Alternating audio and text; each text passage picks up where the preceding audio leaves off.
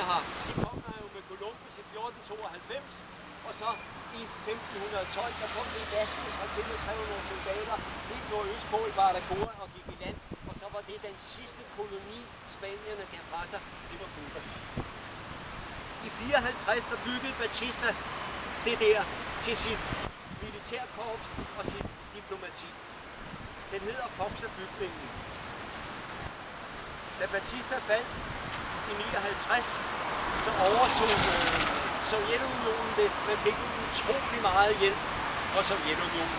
Virkelig meget. Jeg kan godt sige, at da jeg boede her fra 87 til 89, der var alt. Og det var fra Sovjetunionen, det hele kom. Olie, fødevarer, alt.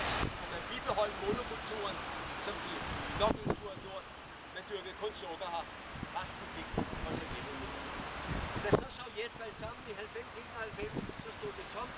Og det nu er blevet til, det er, at man har sat det i stand, så de udenlandske mennesker, der arbejder for joint venture firmaer, der er ca. 800 udenlandske firmaer, der opererer her, de går der. Og det er sådan en meget god historie på det hele, så fandt det sammen, så fandt det sammen, så fandt det sammen. 108 tunger, der påstår, hvis nu i Venezuela, nu Chávez og brud, får olie fra Venezuela, og så har de 20.000 læger i Venezuela, tjener penge her. Læger, der har får olie meget. Chávez ikke på gendag.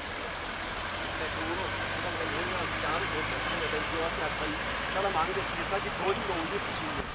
Men det er den der negative igen, hvordan man udlægger det. De begynder at lave nogle biogas